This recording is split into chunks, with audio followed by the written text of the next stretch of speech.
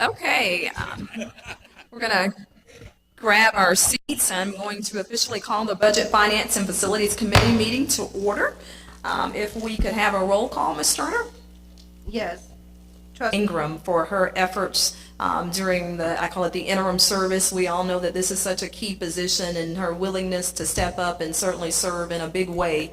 Thank you very much for your effort and for your service.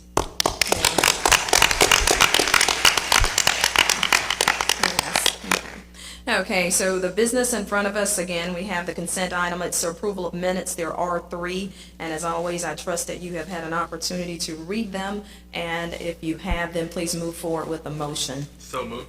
Okay, is there a second? Second. Okay. Trustee Perry. Thank you. It's been properly motioned and second, the approval of minutes for March 6th, June 5th, and August 16th of 2019. All in favor, please acknowledge with the sign aye. Aye. Opposition? Motion carries. We'll move forward into our first action item, and it's the university's carry forward spending plan. We all understand that this is an annual exercise, and to bring that forward is VP Swigert. Thank you, Madam Chair. I'm just going to give you a brief history. In March of 2019, the board approved a carry forward plan for the last fiscal year. We got a few of the dollars out, I think around $1 million off that plan. Then we got a call from BOG staff suggesting that we take a pause pending legislation that was getting ready to pass. That legislation turned into Senate Bill 190. I've talked with Trustee Moore. For me, I think it's kind of a sea change. It's going to creep up, but there's a lot of changes in there, and we've talked about maybe doing something for the board in December. But that is legislation that changed the reserve requirement from 5% to 7%. So you'll see that in this carry forward spending plan. In addition, and this is what's made it a little tough from the March plan to the plan you're seeing in here now, they changed category names. The law requires things to be titled something differently. So the crosswalk was a bit hard. You'll see on the coming pages, we put the old plan in just so you could see it, and then went into the full plan on the following pages.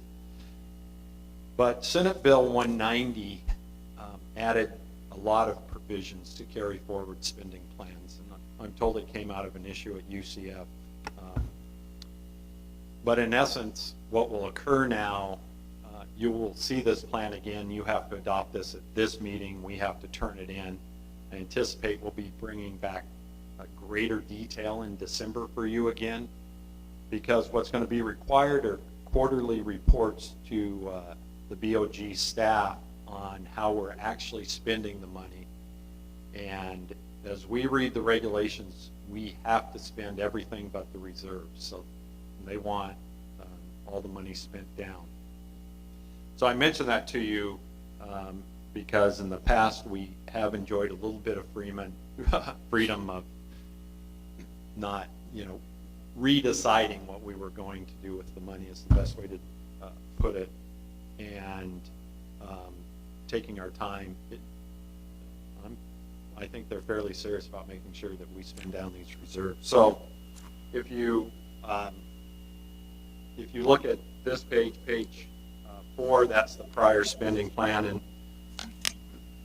we didn't put it at the top, but there's about $30 million in these E&G reserves, and I'm just reminding you here of the things that you approved in March, and you can see the $1 million and some change that went out the door.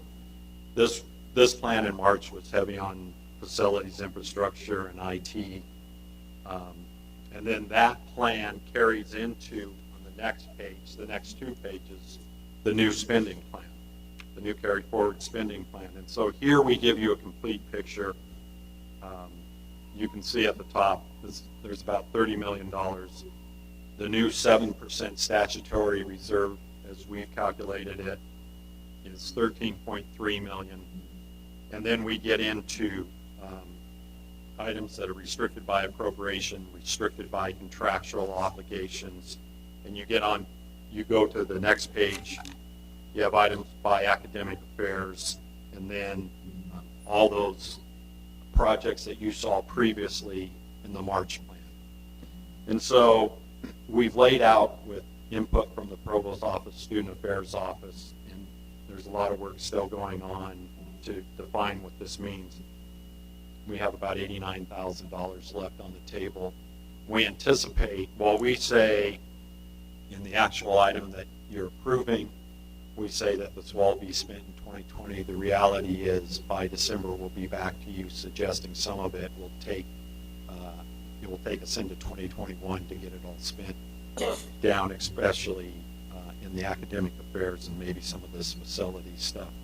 So today what we're asking you is for approval of this initial plan, and then you'll just have to know that we'll be back to you probably quarterly with updates on how the spending is going and any feedback we're getting from the Board of Governors. The process, the process is designed, I guess, to assure the legislature that the Board of Governors is fully aware of all funds and all spending plans. It's kind of the concept that's going on here. And with that, Madam Chair, we would ask for approval of the action item in the packet under, it's the first action item, the preliminary universities carried forward plan. And if you'd like, I could read the action item. Actually, you're fine on that, Vice President. Again, just a couple of highlights that I'm pulling from this. Again, this is a standard order. We would, of course, have to submit this to the BOG by October 1. The other point that VP Swigert raised, coming back to you all to give additional information related to Senate Bill 190, that will be important. So I'll ask the chair's permission that maybe we can offer that in the way of a workshop, because we really need to do a deep dive into that and make sure that we understand what's changed in the climate. However, for our business today, I would entertain a motion for approval of the carry forward plan for 2019-2020. So moved. Okay, is there, Second. okay, it's a motion and second. Is there questions? I do have one quick question. Today, you obviously reviewed the materials before today, but in today's sessions, we heard this question about financial aid. We heard it in the law school presentation, and we also heard it in the athletics presentation. And so I don't know if staff would, prefer to revisit the 3.5 million number that we have put here relative to the overall budget, since that's come up a couple times. They carry forward, VP Swigert, you're recognized. or can I see President? Or Ms. Since you acknowledge me, one of the things I would love to be able to do is have more money to support student scholarships, trustee meals, and of course we'd have to figure out where else money would come from. But you can clearly see where we could do a little bit better than that. But in this category, it's about half of what that $7 million is. But that's okay. If we have an opportunity to look at that between now and tomorrow, Madam Chair, we could bring back a revised number. The three of us have to get together, the provost, Rich, and myself, because we're going to have to take, if we do that, we'd have to take the money from some other category. Now, if you see a category now that would be more suited than others, but one of the things I'm always trying to get my hands on is more money to support student scholarships. And of course, that's been one of the concerns that BOG has raised regarding the monies that we are allocating towards student support. So to show more of that wouldn't be a problem in that regard either. Okay. Absolutely. Trustee Mill. So if I just made actually, did you have additional comment? No, sir, I don't. Okay. So I don't know if there's a friendly amendment to my motion in the sense that we approve this pending any additional updates from staff by tomorrow. You accept that? Accept the amendment. Okay. Okay, so it's been properly motioned and second, the approval with the exception that's already been shared. Please, okay, we have the motion second. So please would acknowledge with the sign aye for all those that are in favor. Aye. Opposition? Okay, motion carries. One comment. Yes, sir. When we have our workshop in looking at carry forward funds, would like to be able to determine whether or not we can use carry forward funds in terms of scholarships, particularly at the School of Law where we're getting plucked clean of our good first year students who choose to leave and go other places when they offer scholarships. That would be a tremendous help. Consider it an action item. We will place it on there for our discussion as we go into December in the workshop. With your permission, Mr. Chair. Yes. Okay, very good. The next action item is approval of the Honeywell performance contract, and VP Swigert, you have that one as well. Yes, ma'am, and thank you. As you know, Florida statute allows you all to implement infrastructure improvement contracts. Performance contracts must adhere to statutory requirements under the law, and we cite the section. Guaranteed energy savings out of these contracts must exceed the cost of the contract, and that the provider gives us a guarantee that should the energy savings not pay for the cost of the contract, they'll cover those costs, which is a pretty nice provision. We show you on page 10 of the PowerPoint and up here on the screen where we believe this fits into our strategic priorities: excellent, renowned faculty, and paying attention to the facilities therein, and first-class business infrastructure, and improving those operations. On the next slide, on page 11, you will see just kind of a quick history and reminder.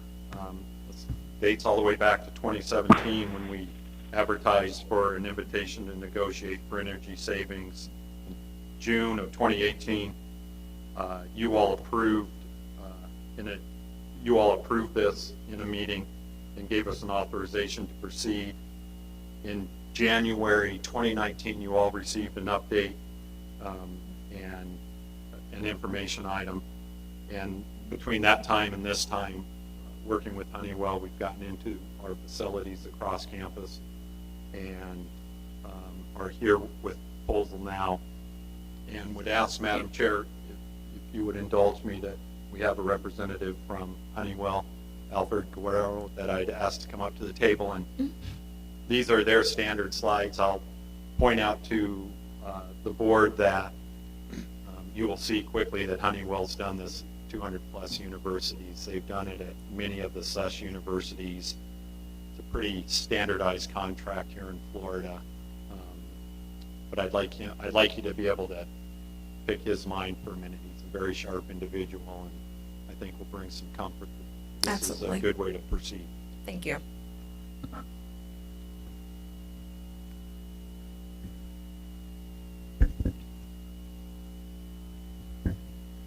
Good afternoon, everybody. Good afternoon.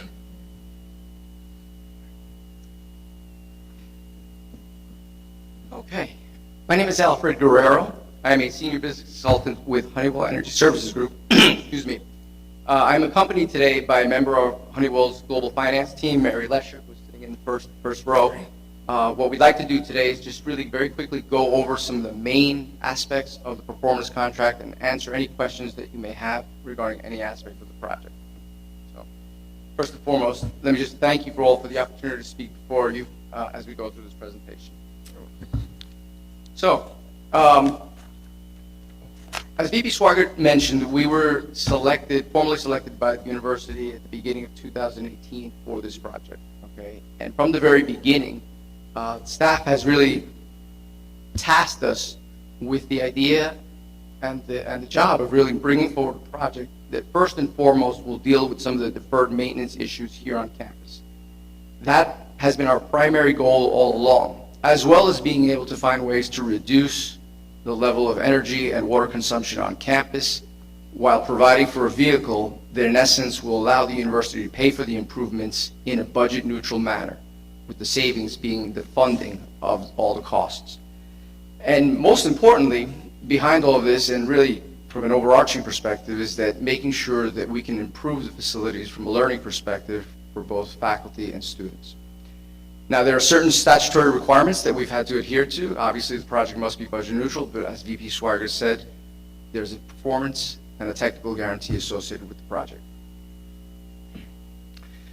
Just a little bit about Honeywell. I think it's important to note We are a large organization. We're a global firm. Recently, our corporate headquarters were transferred from New Jersey to Charlotte, and we have our regional headquarters in Atlanta.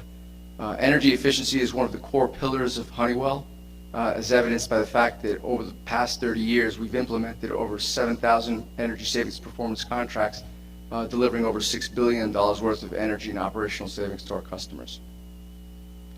Now, as we look very quickly at the scope, there are 7 key energy conservation measures that we have worked with staff to identify and include as part of the scope of work. First and foremost, and one of the largest drivers of energy savings, is the proposal to do a campus-wide lighting retrofit utilizing LED technology for approximately 49 buildings throughout the campus. We also have some energy enhancement measures for some of the vending machines on campus. We've included some LED retrofits for outdoor pedestrian lighting. The water conservation, energy conservation measures is also large in its scope, as we will be implementing water conservation upgrades in 53 buildings. Then the project focuses on mechanical and building automation upgrades to 3 buildings in particular, with the heaviest amount of work coming in the research laboratories for the campus. At the Fred S. Humphreys Science and Research Facility and the College of Pharmacy will be implementing mechanical and building automation upgrades, which should go very far in terms of increasing the comfort levels and the efficiency of the systems in those buildings, as well as improving the research laboratories with state-of-the-art controls. Overall, the cost associated with providing all of these improvement measures is approximately $11.8 million. And through this project, we are looking to address needed capital improvements in the buildings that I've just mentioned. From an energy perspective, we are looking to reduce the total energy spend for the university to a tune of about 12%. Currently, the university spends approximately $6.2 million worth of energy annually. We'll be delivering and guaranteeing a little over $850,000 of that. We're also eliminating a significant amount of identified deferred maintenance. We've been working with staff to identify and prioritize those deferred maintenance that we want to attack via this project, and we'll do so. And then, of course, there's a sustainable component to the project in that we are significantly reducing the university's carbon footprint across the campus. Now, as we move forward, we'll get into the project financials. So one of the things that we wanted to highlight through this latest graphic is that, yes, the Honeywell contract is worth $11.8 million, but there's other costs associated that we want to recognize and make sure that everyone is aware of. When you look at the total cost of the project to the university over the next 15 years, because that will be the project term, you're looking at total cost of approximately $17.5 million. Now, along with that Honeywell contract comes the fact that there is third-party financing. The university has made the decision to use third-party financing to fund the initial project. So we have estimated the interest cost to the university over the next 15 years. By state statutes, we are mandated to include measurement and verification service programs to make sure that there's a reconciliation of savings annually that takes place. And we've also added some other service elements to the project that ensures that the equipment that's installed is being properly maintained and is being and will last the entire 15 years of the term project. But all in all, the bottom line is that the project cost is $17.5 million. We have identified and are guaranteeing energy and operational cost savings to the same amount, which basically allows us to comply with the statute in that the project is budget neutral. Now, we talked about the deferred maintenance impacts earlier. I just wanted to give everyone an idea of where some of those impacts are taking place. So working with staff and the facility condition assessment reports that we've been reviewing, we plan to make a dent in terms of any deferred maintenance associated with lighting, water conservation and plumbing upgrades, mechanical upgrades, and building automation upgrades. This slide... So just a quick question. Yeah, sure. Just so I understand this, your definition of budget neutral is the 13 million plus the 850,000 for 15 years? Is that the calculation, or? No, if we could go back to the slide with the financials. So budget neutral means that, for us, that any cost associated with a project, whether it be engineering, design, equipment, procurement, installation, post-installation services, has to be covered by the savings that we ultimately guarantee. Right. So that you're guaranteeing savings of $850,000 a year In year one. in year one. In year one. Okay. And where do I see the rest of this savings? So you have approximately $800,000 worth, $800,000+ of savings in energy and operational cost savings. There's also $1.5 million associated with future capital costs avoided. Okay, the state statutes allow you to basically identify 3 savings streams that make up your total savings. One is energy, pure energy savings. Number 2 is operational and equipment savings. And number 3 are savings associated with the future avoided cost of having to implement capital projects. Okay. And that's different than the next slide of deferred maintenance, is what you're saying? Yes, yes, the Okay. deferred maintenance is a completely different metric, and it's one that was really adopted early on to be able to make a dent in the deferred maintenance for the university. Okay. So within this slide, what I really just wanted to highlight was the fact that we look at these projects in terms of 3 phases. Obviously, the first phase in the yellow is the IGA phase. And we are now at the end of the investment grade audit phase. We have turned over an investment grade audit over to the university for them to review from both a technical and financial perspective. Should we go to contract, we then enter into a project construction phase, which will last approximately 15 months. The project financing is going to be structured in such a way so that the first payment associated with the performance contract will not be due until after construction is completed, and by that time, the university is already seeing energy savings moving forward. And then following that, we enter into the performance period, which is where we do annual measurement and verification in order to reconcile the savings that take place on a yearly basis. So, in conclusion, one of the most important tenets and one of the most important principles surrounding the statute and our value proposition is the performance and financial guarantee that comes with the project. There is a performance and a financial guarantee associated with the project, meaning that if in any year there's a shortfall of savings, Honeywell has to basically make up the difference in the form of a shortfall check. We have taken steps to make sure that we have all the proper measurement and verification services in place to be able to do that reconciliation. One important fact that I think it's important that everyone understand is that this is not a shared savings deal. If there's an excess of savings, it belongs to the university. It is not shared by Honeywell. And if there's a shortfall, Honeywell pays up the difference. We currently have over $2 billion worth of guarantees out in the marketplace. We do this across the country, really around the world. So we feel confident in terms of our financial strength to be able to uphold that guarantee. So with that, thank you very much. We're here to answer any questions, and let me turn it over to VP Schweiger. Thank you for the presentation. One question, and I'll see if the other trustees have a question as well. We mentioned that you're also partnering with other members of the SUS. Which of those institutions are you currently working with? This will probably be the first performance contract we've done at the state university level in quite some time. So right now, there are other entities that are executing performance contracts with state universities, but this one would be our first. Okay. Other questions? VP Swire, the action that you're requesting? First, let me apologize for misstating. So I thought they had done it at other SUS universities, so I apologize for that. Okay. Obviously, there will be a step here where we come to terms, financial terms that still has to be crossed. The other step that has to occur is that if you all should approve this, we'll process this through the president, who you're giving authorization to sign this, and then it does require Board of Governors approval in going through their process. So I'll mention that. I thought it was important that you all take the first action instead of them. So we're asking you today to approve the action item that's on page 26 and 27 of your packet, allowing the president to move forward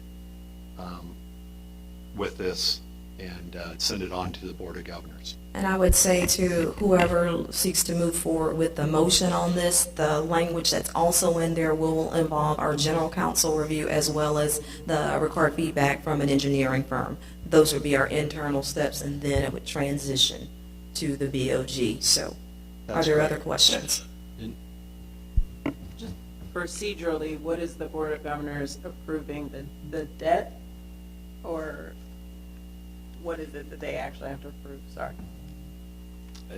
I believe, Trustee Washington, they not only want to see the debt payment, but they're also approving they have to approve this type of contract of moving forward and us entering into it. So it's kind of a two-level approval that has to occur here.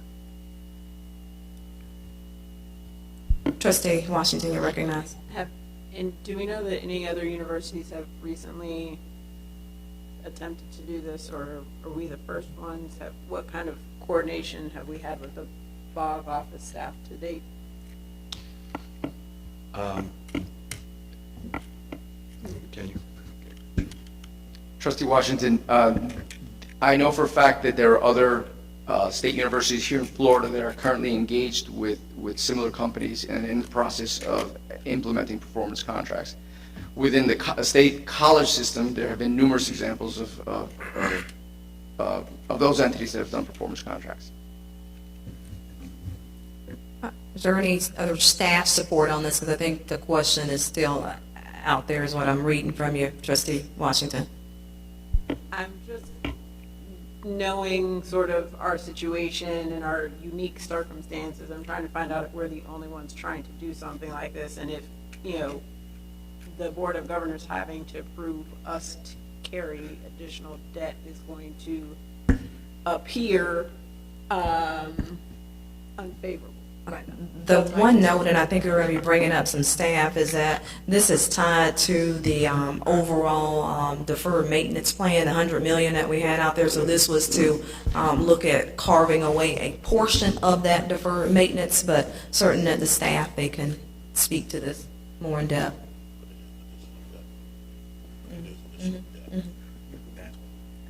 I guess in the world of my understanding. Chair Lawson, you're Yeah, right. in the world of these contracts, if I'm not mistaken, I believe our sister university across town is in an energy savings contract now.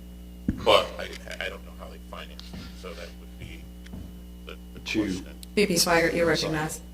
I wanted to verify before I misspoke one more time. Kendall Jones just verified that we have been in an ongoing conversation with the BOG staff. They are aware of this. If it's a contract above $10 million, they insist on seeing it. So this should not catch them off guard by any way. And I'll just state that I think under VPFA, that staff and myself, we're making concerted efforts to always keep the BOG staff informed, to not just drop things in their lap. So I go over there. In 9 weeks, I've already been over there 3 times. But our staff is reaching out too. So yes, they are aware of this. Comments, questions? Trustee Mills? Madam Chair, so I just would like for us to modify the action item, in the sense that, first of all, obviously, I think it does take roughly, whatever that number is, 13 million out of the 100 million of deferred maintenance that we sort of identified. So we definitely have a long way to go. And I am very familiar with, kind of Honeywell and Johnson Controls and all the people that work in this kind of energy management business.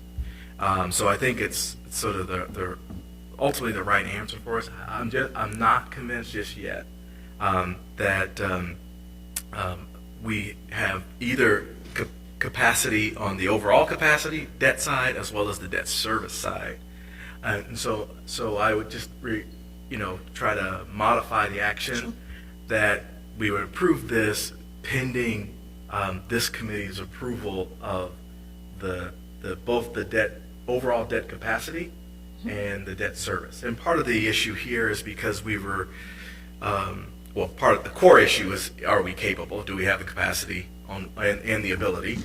But then also, because we're on such the radar screen relative to the exception and all the items we did around debt restructuring last year with the BOG, and being the front runner on this kind of concept here, what kind of scrutiny we'd get. I just want to make sure before we ask the BOG to approve any additional debt, we all feel comfortable that we should be approving the additional debt at this point. So what I would offer, and VP Swigert, I know you're going to want to jump in Yeah, as well. Let me just add one other thing. Sure, go ahead. And that approval of the 17 million is in relation to sort of all the other things that are on our wish list, right? So there's this myopically, but then there are other things that we're trying to do or need to do that if we need to raise debt, let's say we need to raise $30 million of debt, are we looking at that kind of capability and capacity?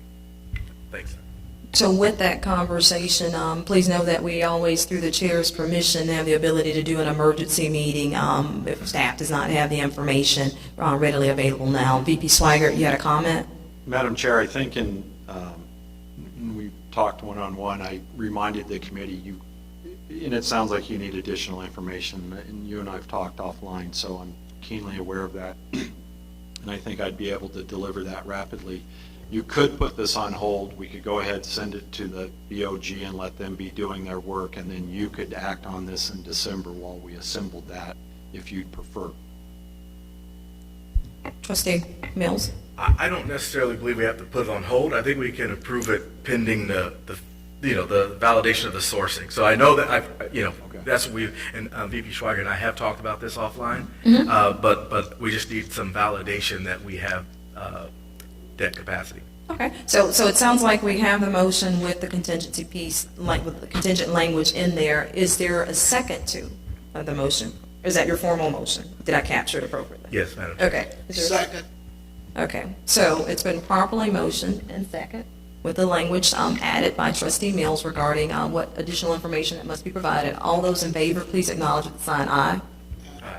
Opposition? Motion carries. Chair Lawson, was there a comment? No, I'm just thinking about procedurally the next conversation with the Board of Governors, because, timing, I'm sure there's some timing sensitivity to it. So I think Mr. Jones and I guess Rich, you guys are leading that conversation. Are you having it with Tim? Who are you having it with at the Board of Governors? I guess that's the quick question. We'll send it over through Tim Jones, and then he has staff underneath him that will have that. And in the meantime, we'll prepare these documents, probably email them out to you. I know exactly what I'm getting ready to provide. I was hoping that I could have brought it today just to show you, but I know what needs to be put together.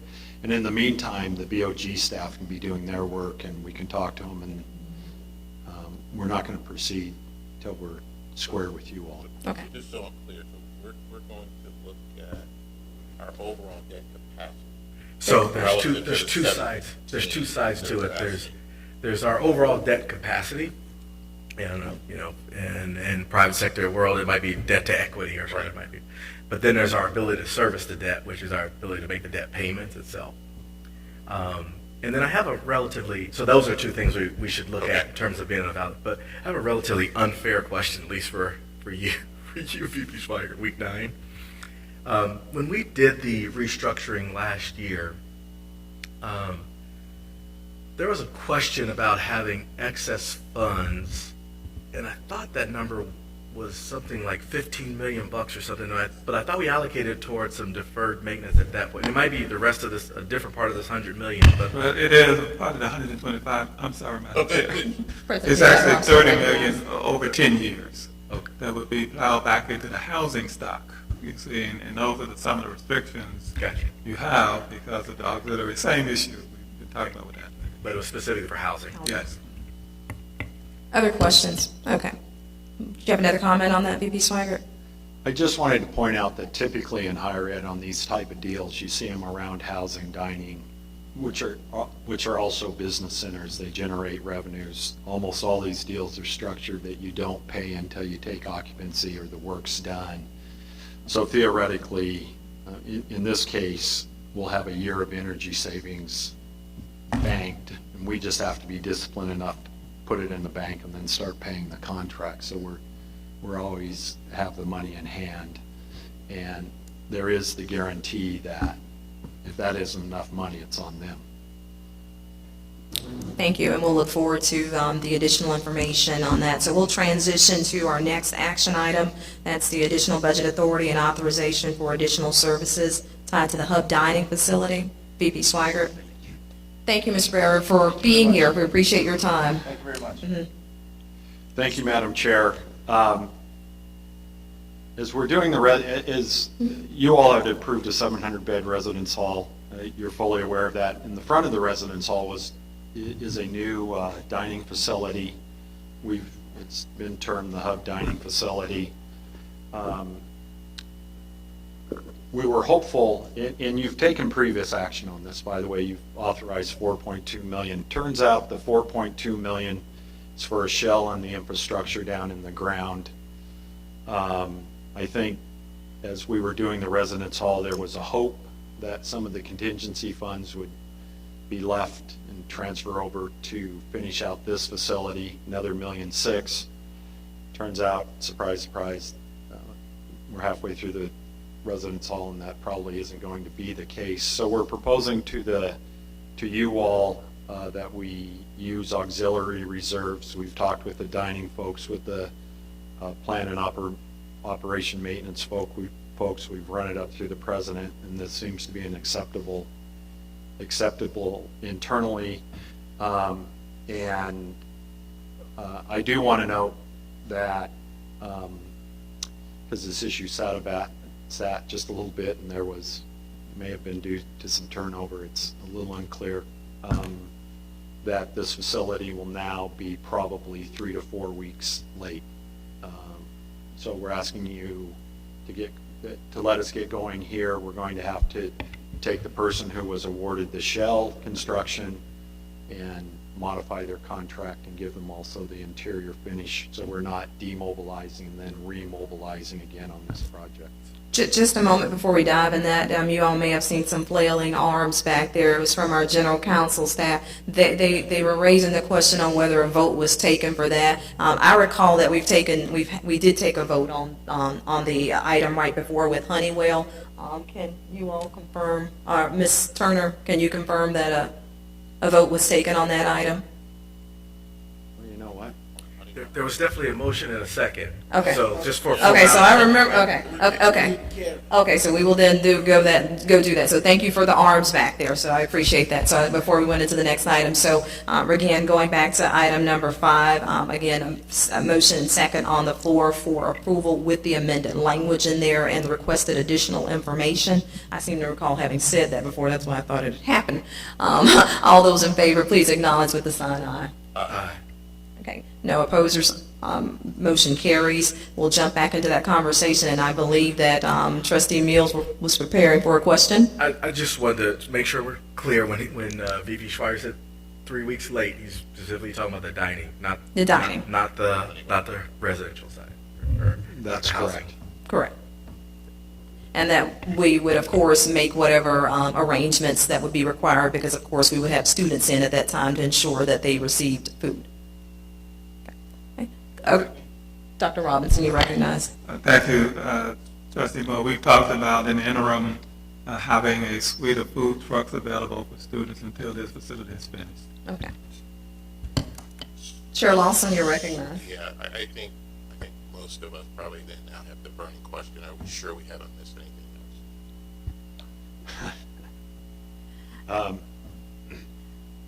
Chairman Lawson, I was given 2 side tasks when I came, which was, hey, look into athletics and just bring your knowledge of overseeing construction projects and make sure we stay on time. That knowledge runs somewhat deep, but it isn't absolute. This is late right now. There is a chiller piece that goes to this that just yesterday I was informed we're working with CTG, the overseer of this whole project, to find funding for that piece. And then as far as I know, everything else is on track. Well, so Rich, not to you, obviously, but let's just, I think this, we need to do, but I think we just need to look at everything and be sure, if it's I go back to the 700-bed facility, we forgot a elevator shaft, so that we didn't have it one bank of elevators, and then we needed two. So I just want to make sure that as we're approving these incremental dollars, if it needs to be more than 1.6, we can just take it into account and do it at one time. So not to you, but for you to take back to the staff, just to say, hey, look, let's quickly relook this. This makes sense to do, obviously, but is there more that needs to be done to make sure that it's complete? Chairman Lawson, just so I don't leave doubt, I ask that question once a week. Staff is actually tired of me asking it. I ask it 8 different ways. Other than this, a little glitch on a $650,000, $700,000 chiller right now and a $60 million project here and on the CAS, we believe everything's on track. And I share with VP Swigert, I said, well, of course you're going to get that question from me. I said, you're also going to hear it from my colleagues, so I'm glad that everybody is listening in on that, and we want to make sure not only on time, but that it makes sense when we're at the finish line, that we have the appropriate pieces in place. Are there other questions or comments related to this item? Yes. Chair Lawson, you recognize. recognize. Why I want to make sure, we're talking auxiliary reserves, and we just had a previous conversation about using interest from auxiliary reserves. So they tie together. I just want to make sure that if we do this, we're also thinking about how it impacts what we talked about earlier. And again, it's the right thing to do, but if we need to do more, again, we want to try and do it all at one time, so we can have a total picture of, the new cost of the total build out is moved to a different number, and here's how we're funding it. And to your point, I think he's referring to with the athletics piece, that if we're all talking about the auxiliary reserves, how many times are we using them? Are these one and the same? So to make sure that we had appropriate dollars, and I know VP Swigert is on top of that. Yes, ma'am. Okay. Other questions or comments? Okay, so we have the item before us, and we all understand that we do need a dining facility and a residence hall. And we are, at this point, recognizing that the goal is to make sure that we don't have any other surprises and that we get to the finish line. And I say not really a surprise in this case, VP Swigert's just come on the block, so there we go. Proposed timeline, VP Swigert?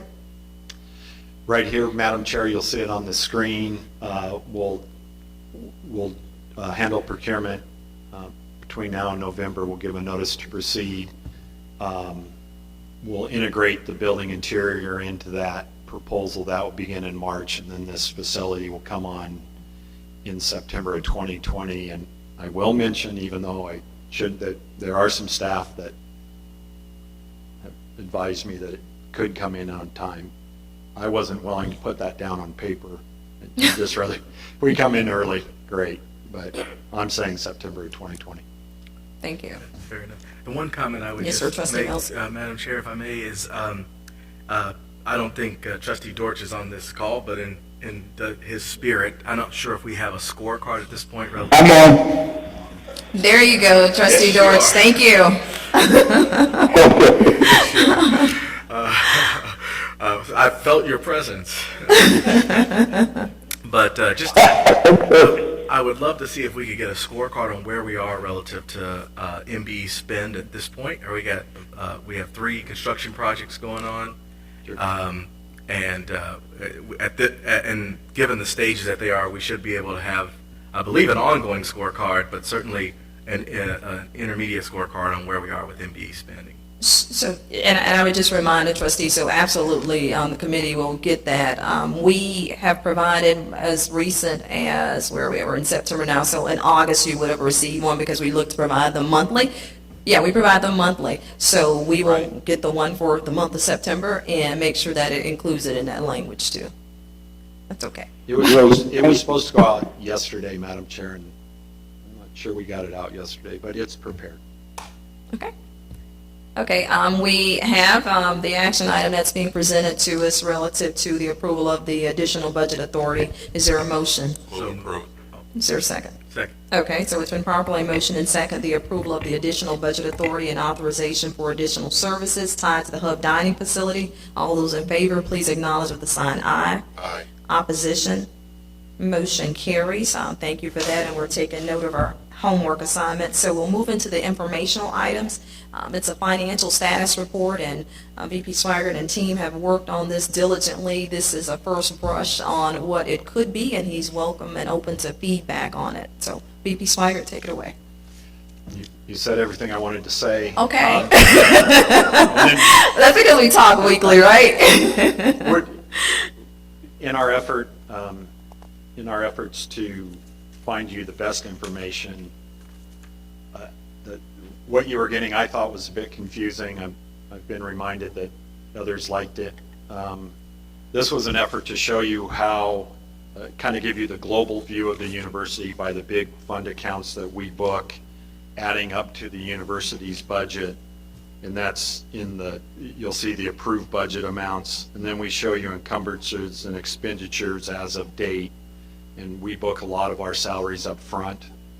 And then in A, I need to know if this is useful or anywhere in the realm of what you all were thinking. And then B, in these last columns, to guys like me, budget status over under and percent expended makes a lot of sense. To you all, it may not. Would you want some other column that said, I know people at your level a lot of times see so many reports, you just want to know, are we on track, off track? What is it, red light, green light, or the type of things you see on these type of reports. We gave you a more detailed version of this. I don't know how helpful it is. It's by budget categories we use internally. And more than willing to do it. Do you want to go back to the old report that you've been seeing for a while? I'm sorry I didn't include it in here. But I just in my thought, I wanted you to all be aware of the overall financial condition on an ongoing basis here. We could add a column that says, here's what we think should have been expended versus what is expended and encumbered, and make a judgment call off that also. Comments, feedback? Go, Chair Lawson, you right. recognize. The previous page that had a little more detail, and there are colors on there that are helpful, but I guess for me, it would just be color code the one that you're concerned about. I think that would just make it easier. I know this is for visuals, but I would just, if you feel that, we're going to be over budget on a particular item, if you could just color code that one to draw our attention to it. Okay. Because it's a lot of detail in here, but I think, we're being asked, which is the right thing to do, to look at more and more detail regarding the operating budget. So I think that would help us a little bit, just to draw attention to where you think you're going to run over on a particular item. Other feedback related to the report, the presentation of the information? Trustee Mills, you recognize? I just asked VP Schweiger. I was going to send him some written feedback. Okay. Okay, so we'd be happy to accept that as well, but thank you, I think, for one, identifying the time. I know you've been busy since your feet hit the ground here, so to take the thought to create something that's more in an at-a-glance fashion, so we appreciate that. Thank you.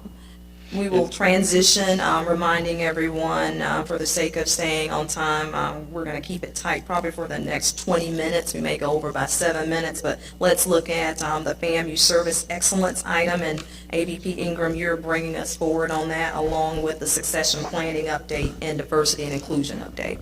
Yes, and I think we'll be able to get it done in less than 20 minutes. As it relates to our Service Excellence initiative, you all are aware that the purpose of this initiative is to assure outstanding customer service experiences for all of our stakeholders who engage with the university, focusing first on our student critical points of contact. To set the stage for the work that has been accomplished since June of this year, during the spring, the Service Excellence Task Force that was established and created the goals and the strategies for our strategic priority number 6, outstanding customer experiences, met consisting of representatives from all the divisions, and we created the university's first ever vision, mission statements, as well as core values related specifically to customer service excellence. That information was shared during the President's annual retreat, and the President assured that this retreat was dedicated specifically to service excellence with mid-level to senior level administrators from all divisions, and we use this opportunity to assure alignment and to build a strong foundation within each division regarding service excellence. These statements have since been reviewed by our consultant and are currently undergoing final revision within the divisions. During the summer, we trained employees working within all of these critical points of contact on the technical and social skills regarding customer service. We also trained our new and continuing faculty during this summer's faculty planning conference regarding service excellence, and we also conducted training specifically at the College of Law for our faculty, staff, and students there. And then to assure knowledge transfer as we continue to transition away from the consultant to make sure that we are retaining that knowledge within the university, we recently hired a coordinator that will be responsible for conducting ongoing customer service trainings and facilitation of training regarding the standards that have been set for each point of contact.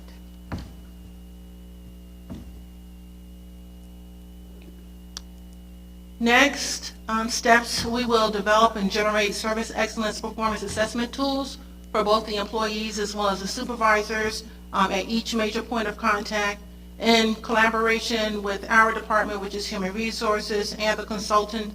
We will also develop and generate service excellence self-assessment tools for the individual employees to gauge their performance as it relates to the delivery of customer service. And we will also develop and implement service excellence point of contact assessment tools such as surveys so that we will be able to get instant information regarding service excellence experiences. And then we will be using the surveys for students, surveying staff, faculty, and administrators to assess our progress in delivery of service excellence on campus. We will also create process and business flow maps for all of our major points of contact to determine how they and their processes and forms deliver service excellence to students and how they interact with other points of contact on campus. And we will also continue to explore the usefulness of a call center as well as develop and propose ways to recognize our employees that are engaging in outstanding service excellence activities. So that concludes my update regarding service excellence. Comments, questions? Trustees, you'll notice that we talked about and we discussed, we have timelines in there, dates in there for each of the items. Other questions? Trustee Washington, you're recognized. So I just have a clarifying question. It was my understanding as part of the president's evaluation that implementing the strategic plan was a deliverable, and that was said that it was implemented, but now I'm saying we're not implementing parts of it until January or early into 2020. Can you clarify sort of, what we had on the goals and what we said was done versus where we are now, and if it's a two-pronged approach, or I don't. Dr. Robinson, you want to speak to your goals on that? Yeah, I think what you're hearing from Ms. Ingram is that customer service is an ongoing process. And we don't think that it's going to stop with the plan that we develop, right?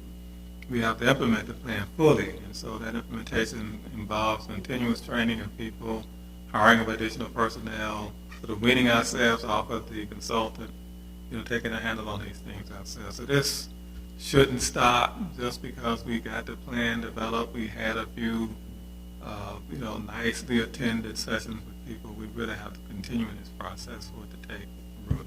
I think that's the overarching message that Ms. Ingram is sharing.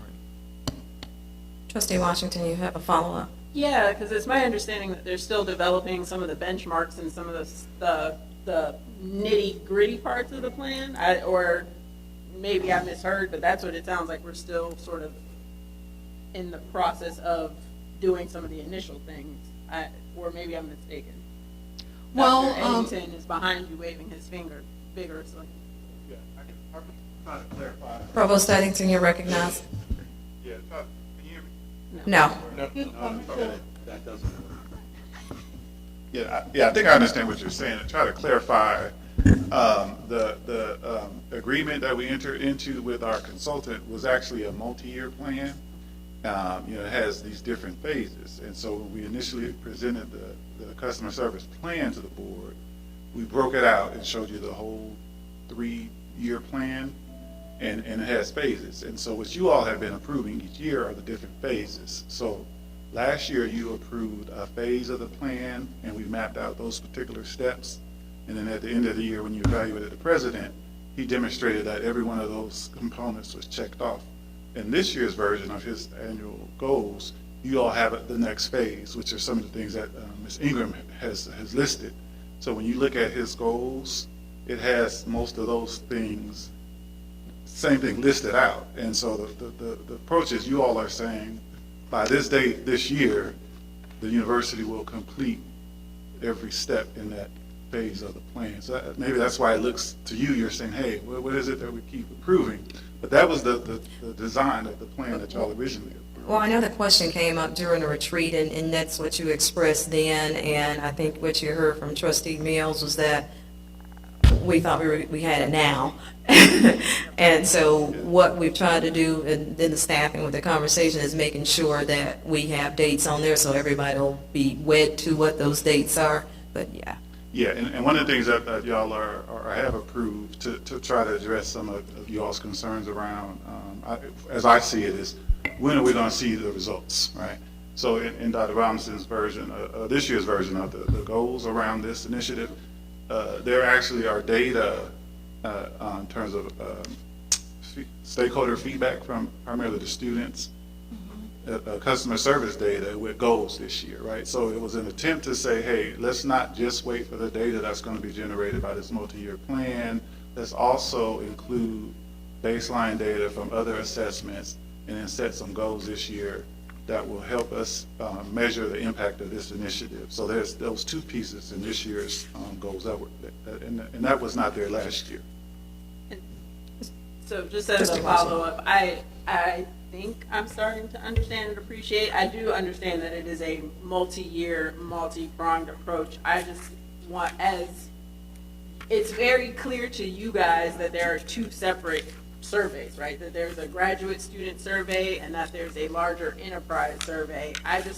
For us, when we're sort of trying to evaluate who's saying what as far as customer service, I think it's important that we have a clear sense of, part of what my understanding is, part of what's in the president's goals is a graduate sort of exit survey that we've been doing for a number of years versus this, which is a much bigger process. And remember, we only included the exit survey data, at you all's request, right? It was last year, right? It was the same concern. You all said, hey, when will we start to see some of the data? And we said, well, the plan really is for 1920. That's when the data will be generated.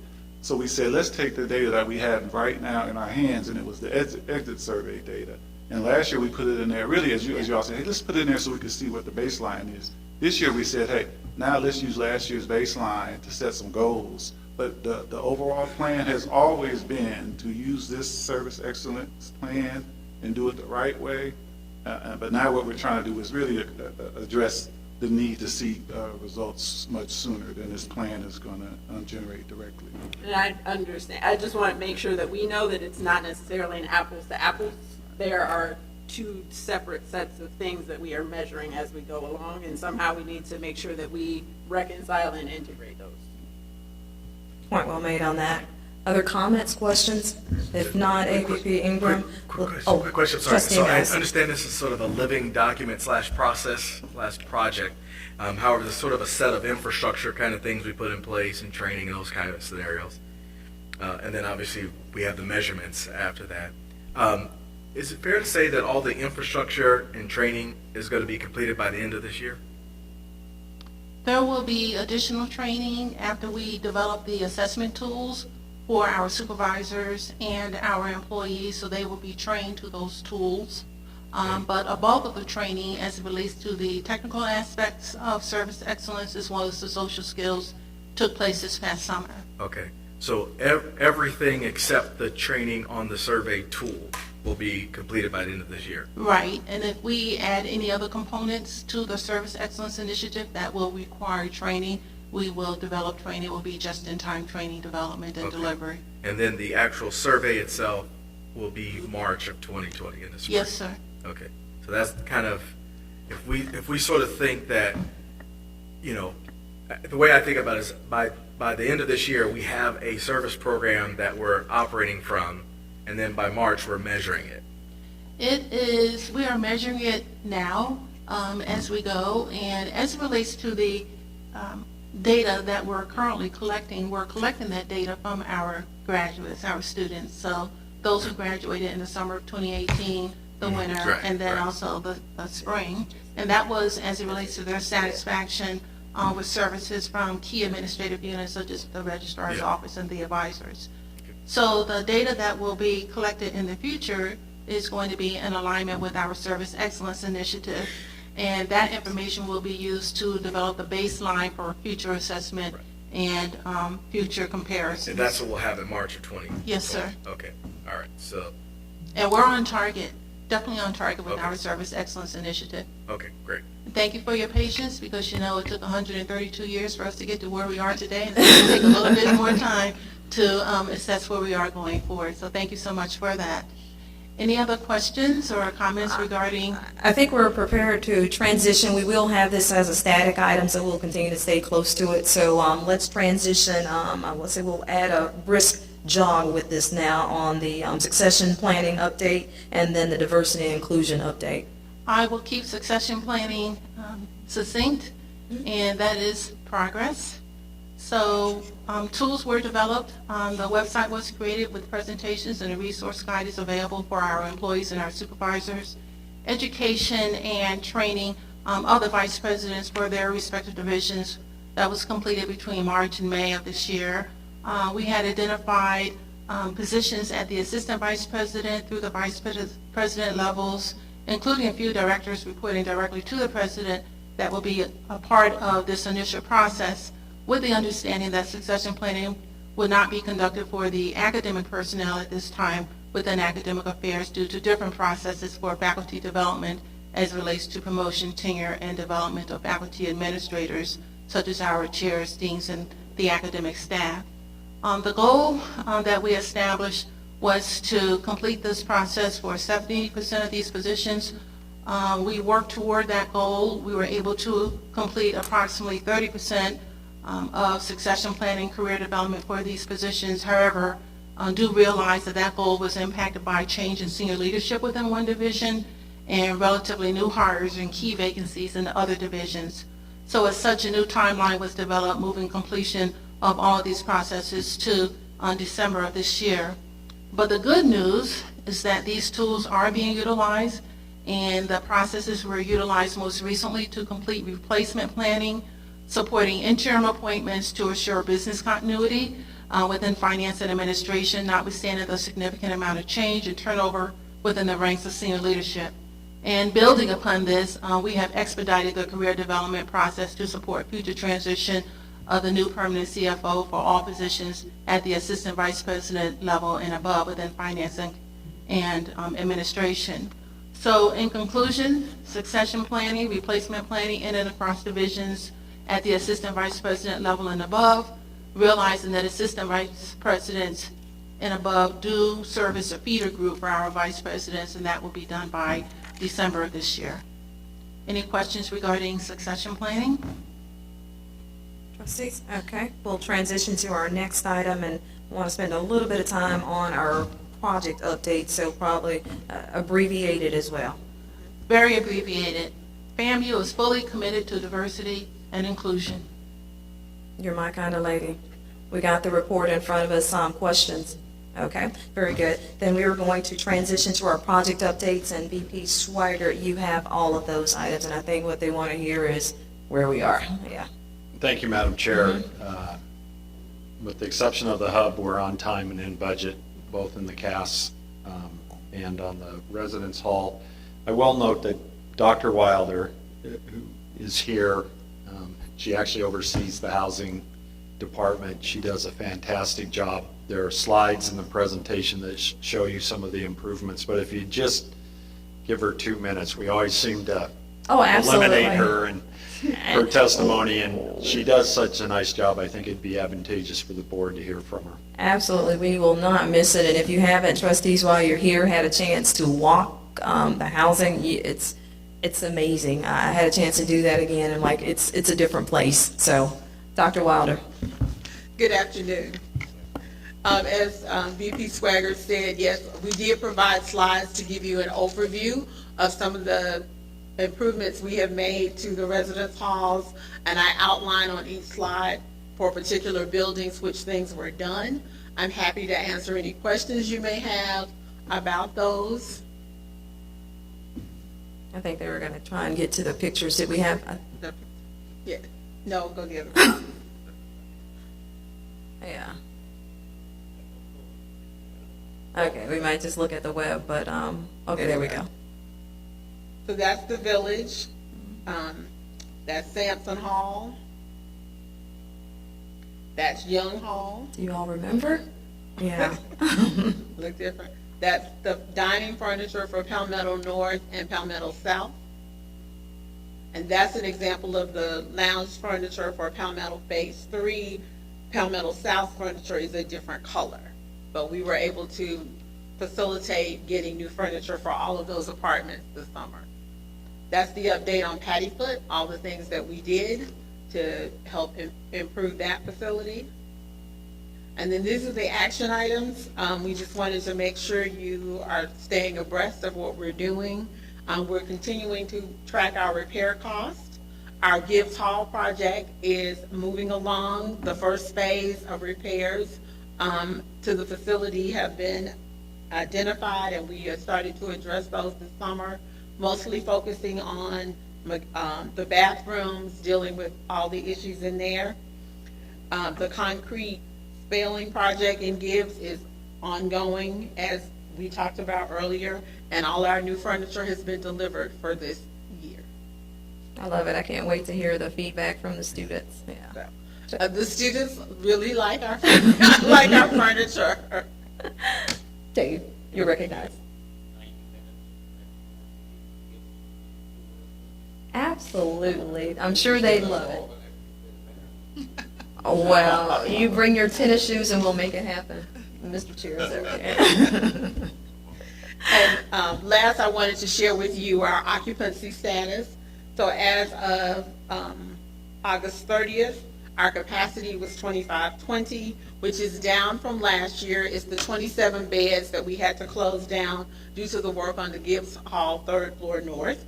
And we were at 97.2% occupancy on the 30th of August compared to 98.4% last year. Thank you for a good report. Questions, trustees? No, just kudos. I mean, it looks really nice. Thank you. I'm sure the students appreciate the furniture upgrade. Yeah, the students do appreciate the furniture. Taking it from our student then. So we have one additional item, and I asked Provost Eddington to make sure that it made its way on our agenda. It is an information item, and it's driven by way of a timeline request with the Board of Governors. So Provost Eddington, if you'll make your way forward related to the University of Distinction proposal. Thank you.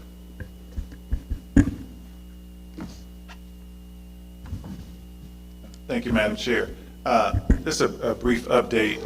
For those of you all trustees who were at the last Board of Governors meeting, you'll recall that the governors introduced a new funding stream. They called it the three-pronged approach. So we had the existing performance funding model. We had the existing preeminence model.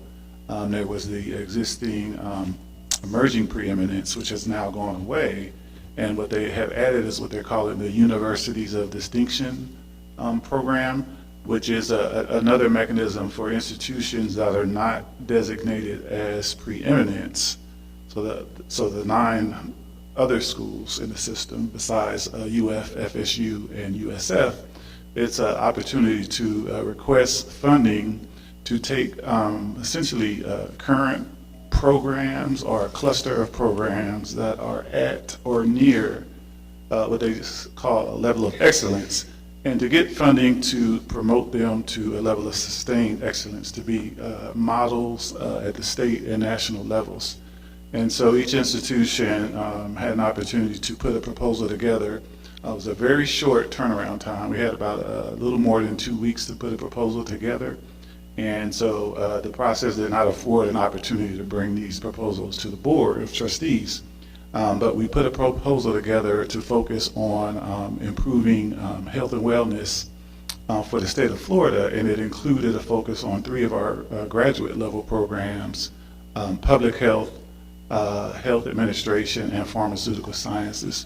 So we wanted to just come forward with an FYI, and of course, as the process moves forward, as necessary, we'll come back to this board with additional updates and information. Trustees, any questions on that? If not, then we will move to adjournment. Thank you.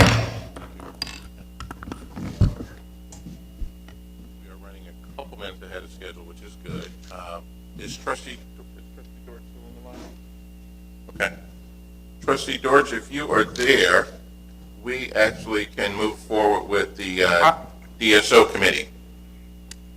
Okay, Mr. Chairman, I will ready for us to move, and so at this point, let me call the meeting of the Direct Support Organization Committee to order. Okay, I'm sorry, Trustee Dortch, let's just give a minute for the team to assemble. I'm sorry, Dr. Friday-Stroud. Give you guys a couple minutes. We're ready. All right. The A-team is always ready, Mr. Chairman. You ready now, Chair? Okay, let's see. I think everyone's here? Yep. Okay, Trustee Dortch, everyone's here, so you can ask for a roll call. Okay. Thank you, Mr. Chairman. Let me ask Ms. Wiggins if you will do the roll call for the DSO committee. Thomas Dortch Jr., Here. Trustee Anne Marie Cavazos, Trustee Dave Lawrence, Trustee Kelvin Lawson, Here. Trustee Roshad Morissette. Mr. Chair, we have a quorum. Thank you again, and welcome, committee. We have just one, 2 action items before us that can be taken as one. Before us is approval of the DSO committee meeting minutes. Is there a motion to approve the minutes from June the 5th and August the 16th DSO committee meeting? So moved. Second. Is there a second? Yes. It has been moved and second. Are there any discussions? There's no discussion. All in favor, let it be known by A. Aye. Aye. All those opposed, same sign. All right, the motion carries. The next item before the committee is a review of the naming opportunity policies. As you know, in our retreat, we did say that we wanted to make sure that the committee and the board were up to date on what our current policies are. So at this time, I ask Vice President of University Advancement, Dr. Shante Friday-Stroud, if you will present the items and address any questions if there are any. Okay. Thank you, Chair Dortch. Good afternoon, committee members, as well as other trustees. As Trustee Dortch said, I am basically going to go over an overview of the BOT Policy 2008-05, which is called the naming opportunities. That policy was initially created in 2018, but was then revised on September the 11th of 2014. And basically what it does is it lays out the process for the way buildings or structures on campus can be named. It also says whose names cannot be put on a building. So a living faculty or staff member name could not be put on a building. A naming can happen either on an honorary basis, which means there's no gift related to it. It can be named as a result of a gift or matching gifts. There are criteria for either removing, revoking, or renaming a building or facility. And there are also some guidelines around the duration and the modification of any names. And with that modification comes, like, you could potentially hyphenate a building's name. So a building may have a name now, another name could be added, and then you would have a hyphenated name. So just to give you an example, Foot Hillier is one that's a hyphenated name. So those are the all the stipulations that are stated in the current policy. And I believe that Trustee Deutsch wanted everyone to know that there is an existing policy on the books, because recently Dr. Robinson has received multiple requests for buildings to be named. If it's going through the honorary process, Dr. Robinson has appointed an honorary committee.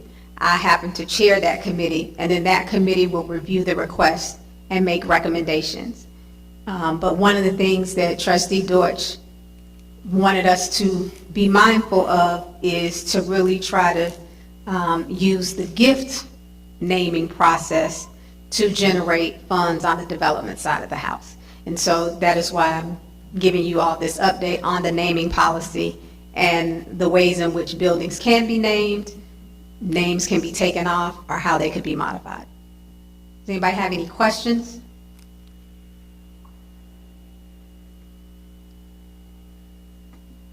Dr. Friday Stroud, we want to thank you for that, and my colleagues. This helps to take some of the pressure and the politics out of people pushing the president to do certain things, even though I know he's going to live by the policy. But with this being published and us knowing, then everybody will understand it's not that the president doesn't like a certain person or doesn't think it should be done, but it gives us a standard. And we had some cases where there were individuals already named, and other family members wanted other facilities named after the individual. So with this, Dr. Friday Stroud will really, it's a very valuable opportunity for us, but at the same time, it gives us a chance to really honor those great alums or individuals who really have made a difference for Florida A&M University. So if there are no questions or comments on that area, at this time we'll hear from Dr. Friday Stroud with updates on activities within the division of the university advancement. Okay, thank you, Trustee Deutsch. Committee members, what you're seeing before you is an update on our fundraising. And what I did or provided here was a snapshot of where we were in 2018, 2019, and where we ended the year. And then I'll share with you where we are at this time now. So we ended the year June 30th at just over $11.6 million. In that, 4.6 million was new cash, 5.4 million was pledge collections, and we had pledges of about 1.6 million. In that particular year, our pledge fulfillment rate was about 329% because we collected on a $5 million pledge that had been given in the previous year.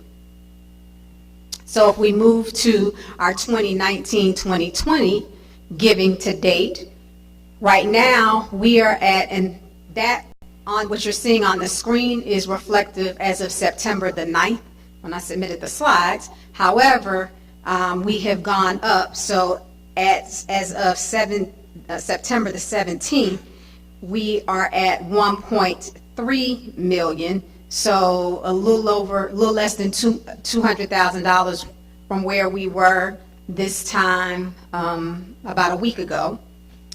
And with new cash, we're at $852,000 as compared to $700,000 last year. New pledges, we are at $240,000 as compared to $129,000 last year. And of course, where the big difference is on pledge collections. At this juncture, we're at $246,000 in pledges as compared to $5 million last year.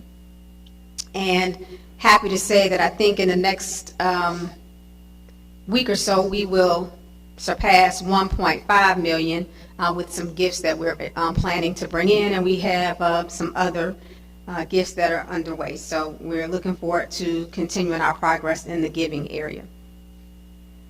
With respect to the DSO's updates for the FAMU Foundation, we will have our fall board retreat and meeting in November the 20th through the 23rd in Orlando. Chair Gibson wanted to have a retreat, and so we're adding that retreat a day ahead of what would normally be our fall meeting. As of July 31st, our investment portfolio value is $124.67 million, and our endowment value was $94 million. With respect to the National Alumni Association, there was a lot of excitement around the Millennium Tour to assist with football.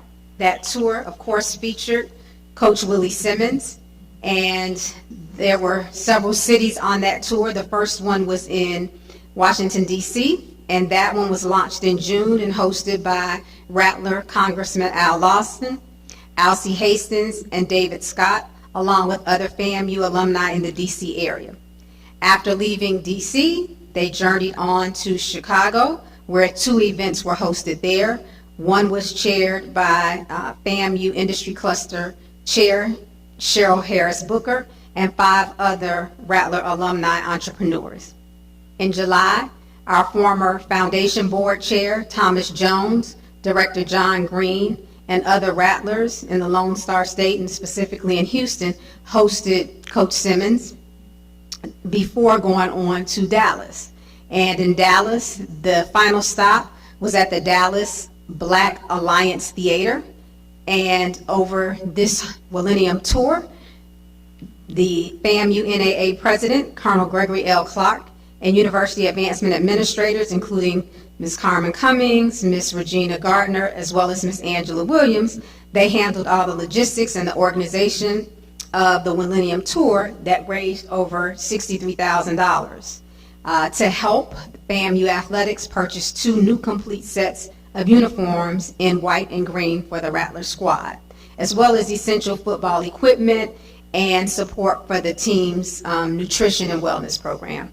So we thank the NAA for all of their continued support, not only in the area of SOS, but also for FAMU Athletics.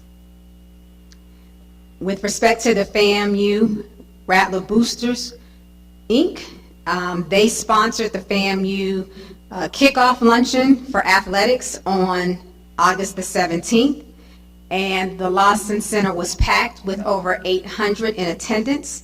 They raised actually way more than this, but of what they raised after all the expenses cleared, they were able to donate $30,000 to the athletics department, so we are sincerely grateful to them for that. They also sponsored the radio broadcast of the FAMU versus UCF football game on August the 29th, and right now they're in negotiations to sponsor the radio broadcast for the remaining 10 games, as well as for FAMU's football coaches television show. Currently, they have nearly 300 annual dues paying members, of which 114 are fully paid life members and 17 subscribing members. To date, their endowment totals near $79,000. They are pushing fast and fiercely towards that $100,000 goal. And the FAMU Rattler Boosters, they have agreed to an annual fundraising initiative to help support athletics facility enhancements, scholarships, and the nutrition program. Mr. Chair, this concludes my updates on the divisional activities for the DSOs.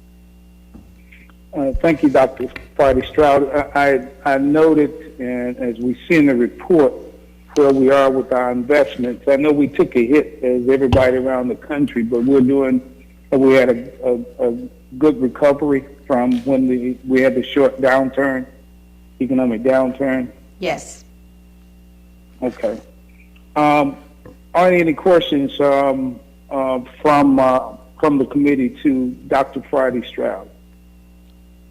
I don't have a question, I just have a comment, Mr. Chair. Okay, Mr. Chairman. Yeah, I just want to ask Dr. Friday Stroud to pass along our thanks to the boosters, the quarterback club, and the Rattler F Club for the support they've given over the last year to athletics. I know we don't talk about those other two organizations as much as we talk about the boosters, but I would ask that you relay our appreciation for what they do for the university.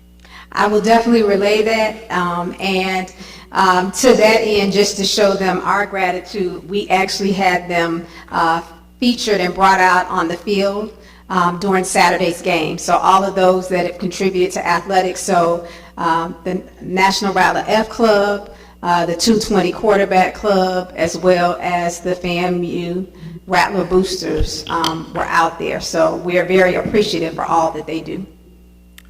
Mr. Chair, I had a quick question. Oh, I'm sorry. Go ahead.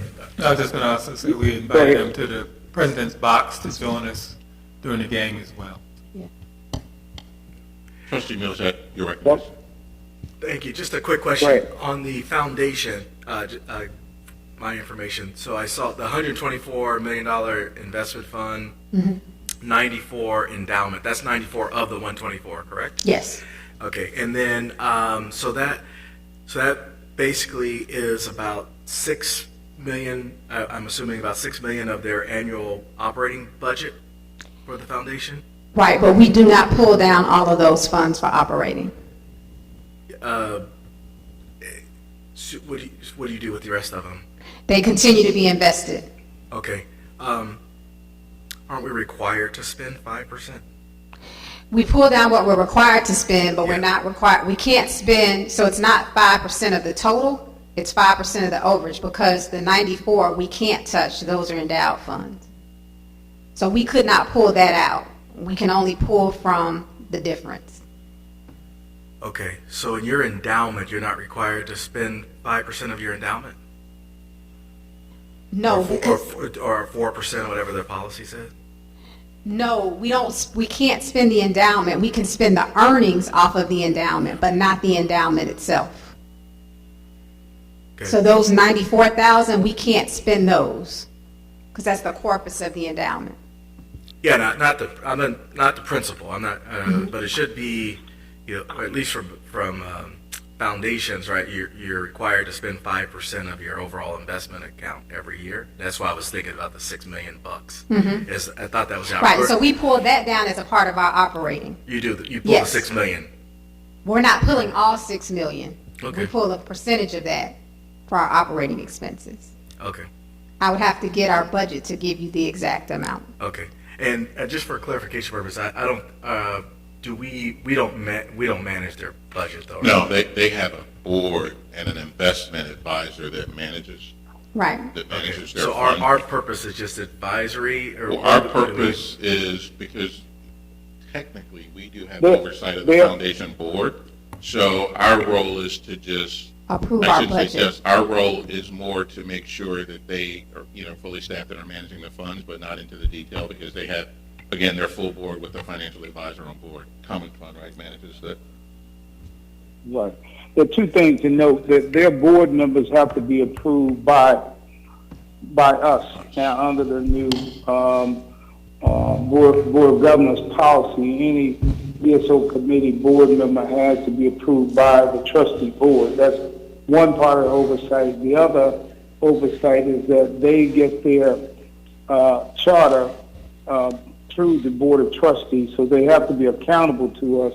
They operate independently in their ongoing operations, but they are accountable to us and are required to do their reporting, financial reporting, and everything to the Board of Trustees. But again, our governance over them is the fact that their board has to be approved by us, and the budgets have to be approved by us, and of course, they must meet all of the mandates of the DSO charter provisions. Right, that's correct.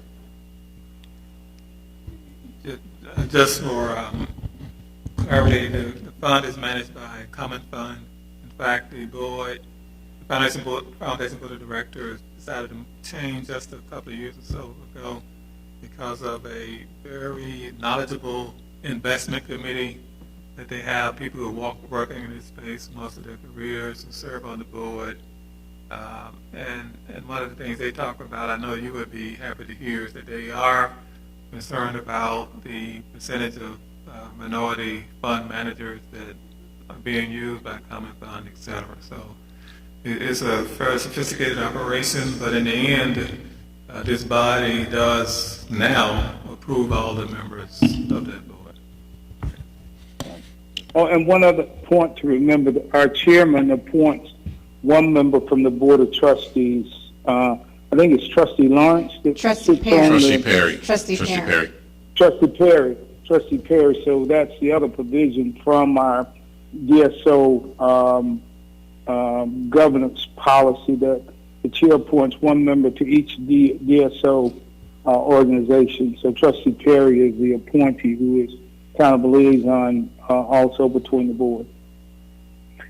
Any other questions or comments, Dr. Friday Stroud or the DSO committee? Hearing none, there's no further business for the committee. This meeting is adjourned.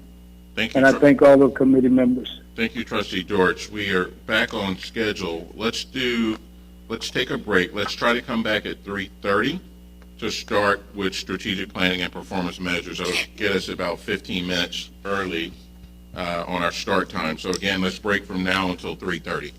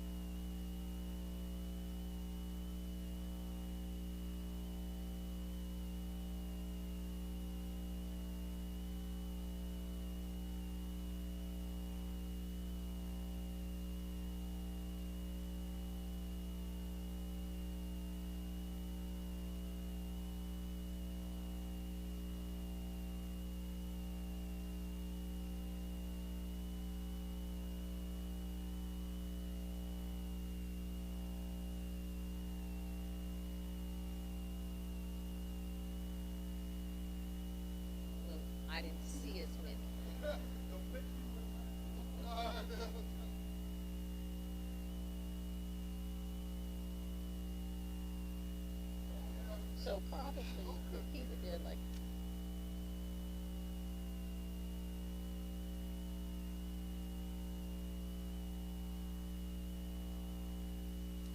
And so, yeah. Yeah, and I saw maybe about 4 of them walking around. We'll have a seat. We're gonna get started in a minute.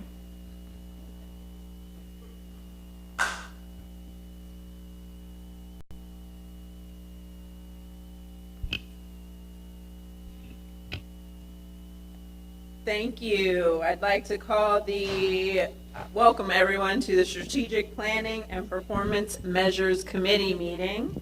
I would like to officially call the meeting to order. I am going to guess that we might not have a quorum, but that is okay because we just have some information items and we'll be able to follow up on some of the conversations from academic and student affairs this morning. So if you would go ahead and call the roll, Ms. Adams. Trustee Washington, Here. Trustee Moore. Here. Trustee Reed. Trustee Reed. Trustee Woody.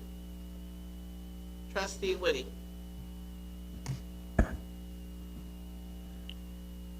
Trustee Washington. It's okay. We just got some information items. So we are going to start with an update of the BOG Annual Accountability Plan Performance Funding Metrics by VP Barrington. As I mentioned earlier during academic and student affairs, some of the stuff you will have heard already this morning. We'll be able to entertain some additional conversation. This is the data one. Everybody keep your eyes open. Get some Snickers if you need them. We're going data. Let's go. Okay, thank you, Trustee Washington. Good afternoon, members of the committee, Chair Lawson, and President Robinson. Thank you for this opportunity to update you on the performance-based funding metrics and the strategic plan initiatives. Beginning with slide 2, just as a reminder, this is our strategic plan priorities. So the 6 are actually provided for you on the screen. And as a reminder, our Family Rising strategic plan. Moving to the next slide and the next slide, okay? This slide provides you with the performance-based funding metrics 1 through 5 and our projected goals through year 2023 as reported in a 2019 accountability plan that was presented and approved by the Board of Governors in June of this year. For next year's reporting cycle, our projected goals that will be reported in a 2020 accountability plan are illustrated or shown in the column that is actually labeled 2020. The remaining columns for 2021, 2022, and 2023, those projections are based on the projections that we provided in our 2019 accountability plan. So just to pause right there real quick, in layman's terms, as we get into data, we love data, up until 2019 is your actuals, 2020 to 2023 are going to be the work plan goals. So that's why there's a shading and a clear differentiation there. So you will see for some of these and many of these, and I think VP Barrington will tell you if we hit our goals, where we would be as far as performance funding. But as you will see there, the Board of Governors, if you recall, did not let us adjust our outward goals, and so there are some pretty big, I don't want to call them gaps, some hurdles or some stretch goals that we will need to reach in order to meet our goals for 2020. And as we had a conversation in the retreat and looking at the President's goals for 2021. So this gives us an opportunity to see sort of where we are and then benchmark ourselves as to where we want to go for the next several years. Okay. As an example, in a what-if scenario, using metric 1, if we or when we meet our goal for 2020, Our projected outcome will result in a 6.6 percentage point increase of what our actual outcome was for 2019. If that is the case, that will give us 10 improvement points for that metric. And also, what that would do, if we're able to meet that 70, that will actually put us in the excellence category of 9 points, okay, for moving forward. Moving to the next slide. This slide provides you the remaining PBF metrics 6 through 10.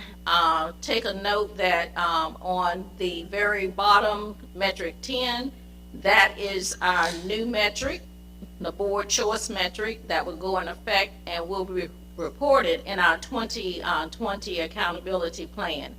The BOT choice metric, number of bachelor degrees awarded to transfers with an AA, replaces the actual metric that we had that was on research. And again, in a what-if scenario, if, for example, that we were able to meet the goal that we have set for 2020 of 60 points for metric number 8, percentage of graduate degrees awarded within the programs of strategic emphasis, we would get 10 excellent points if we were able to meet that. But that is just giving you, again, the what-if scenario there. And again, the left-hand side up into 2019, those are our actuals, and the shaded areas, those are our projections for the next year. And look at year 2021. Keep in mind that is when we will start with every university must earn at least 70 points. That is the year that currently the ones that we have projected for 2021 will actually go into effect. That's it on PBF metrics. Give you a break on the numbers for a second there, Ms. Barrington. I think, this is a good exercise, but you know what? I'm just thinking out loud, like to couple with this to say, like to your number 8, where if we got there, we get the excellence points and the improvement points and all that good stuff. So it'd be great to attach then. So what are we putting in place to get there? So I think it ties yourself back to the provost as far as these are numbers that we've agreed to, yes, but then, particularly where we can gain, big gain in points, what are we doing specifically to get there? Are we recruiting toward that? Are we doing whatever toward, item number 8 for programs of strategic emphasis? Not for you to answer, Dave, but I just think as in the future, as we talk through these, particularly where, again, we can gain those big point jumps, it's okay, are we attaching our investment to that point jump as well? So, we can kind of follow the money to say, as we've looked at how we want to grow in the performance metrics, can you then crosswalk that to the dollars attached to the places where we think we have the most upside? Okay, we'll do that. Okay. Are there any other performance funding questions before we move on? And just to note, I think we said if we actually met all of the goals for 2020, where would we be at? 83 points? 83 points. And right now we're at 70 or 71, 70. 70, our projection for this year, part of the president's goal, will be at 71. I thought we said 80. No, that's for next year. 80 is for the next year. For this year, the 2020, we are at the end, and as of June 30th, that ended the academic year.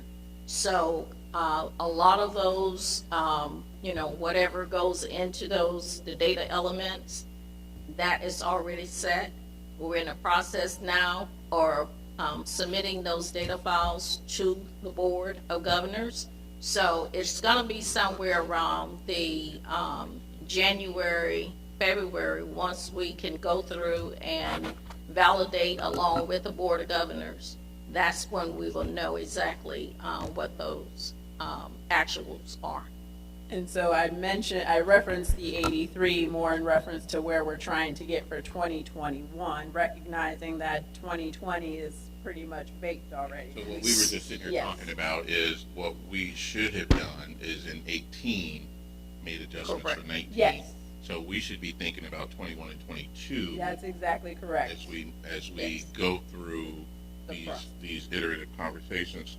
Yes. Because, you know, remember when the provost said, hey, guys, these numbers are basically in the bag, all of us are like, oh, wait, yeah, but they are, unfortunately. So And- we should have started earlier. And I could, Madam Chair, Yes. I could accept that, but then the conversation has to move in that direction too. Because he shared with us, Provost Eddington openly said, you know, it's behind us. But then the conversations have to be forward moving and multi-year when we're having these discussions throughout the year. Otherwise, it just becomes kind of single-year focus. Yeah, And Madam we Chair. can't even impact it. And I would add too that, you know, we need to make sure that the evaluations have been adjusted to reflect our August discussions as well. So whether it be the teams or Dr. Robinson's, whoever, those evaluations need to be adjusted so we're all aligned now with the higher expectations. Yeah, and then just for anyone listening in, coming out of our Tampa meeting, we agreed to take some of these metrics up. We wanted to be more aggressive and, you know, going after these in the outward years. And I think it's one of those things, just like I said earlier, we need to really look at really 21, 22 in the short term to see how good we even feel about those, because just the way the cycle works. And I think that's an important point to think about across the enterprise. It was the same issue with athletics, right? Like, we have to make decisions now that are not going to have multi-year impact. So if we're not thinking, you know, obviously we want to know where we are now, but we do have to continue to make forecasting, you know, decisions based on our ability to sort of forecast and move and look at, you know, not just 2020, because 2020 is already pretty much done for us. Right. Where are we in those out years, and how do we make significant impact? Yeah. If there are no further questions on the performance funding metrics, Ms. Barrington, you can continue. Okay, if we can move to slide number 6.